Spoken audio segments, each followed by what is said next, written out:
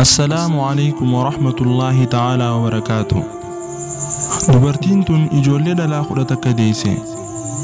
Jaarsi isii ammoo waan ilmoon dhalaatti baay'atteef isitti iyyee akkan isiin jedhe. Amma booda yooniif ilmoo dhalaa dhalte siin hiika. Yeroo kana dubartiin tun jiruu ishee keessatti sodaa fi dhiphinni itti dhagahamu jalqabe. Eegasii Rabbiin akka ilmoo dhiiraa isiif kennuus kadhachuus seente.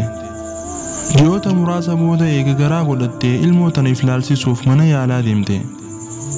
Yeroo kana wanni nama ajaa'ibsiisu isii mudate. Ilmoon isiin garaa qabdu tun akkuma yeroo duraa sanitti ilmoo dhalaati.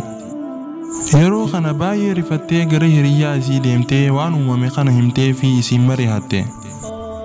Hiriyyaan isii tunis kuni waan masiif barreessameeti harka kenni jetteen. Yeroo kana eega dhaluun isii dhiyaatte jaarsi isii hojiif gara biyya biraa kute. Isiinis mana yaalaa deemtee doktorootaaf jaarsi isii ilmoo dhalaa yooniif dhalte akka isii hiikutti himte. Doktoroonni sumaa hin rakkatin jaarsi kee waan asin jirreef ilmoo dhalaa tan dhaltu tana isii awwaallee yeroo jaarsi kee deebi'e ati ilmoo dhiiraa akka dhaltee sirraa du'e itti himna je'een. Yeroo kana dubartiin tun murtii doktoroonni isiif himan kanatti baay'ee gadditee imimmaan ijeessii irraa dhangala'u seene.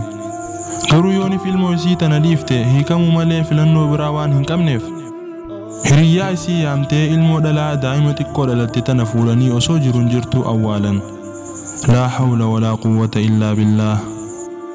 Guyyaa muraasa booda jaarsi isii hojii sanirraa deebi'ee jaartiin isaa tun gurbaa dhiiraa akka isaaf dhaltee gurbaan kun du'e dhagahe. Yeroo kana isii jajjabeessee isii sabbarsiise. Innaa lillaahi wa innaa ilayhi raaji'uun. Meelaalaa yaa habaabi. Osoo ilmoon isii jiruun awwaalamuun isii hin yaachisin bultiin isii yaachiftee daa'ima xiqqoo tawaa takka hin beene tana jiruun awwaalte.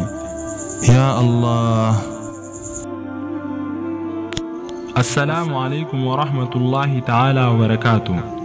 Viidiyoo seenaalee bohaarsituu fi akkasuma gorsa addaa of keessaa qabdu chaanaala Zankii Tube irratti ni argattan. Akkasuma garuu viidiyooleen biraa akka isin bira gahuuf chaanaala Zankii Tube like, share akkasuma subscribe godhuun nu hordofaa.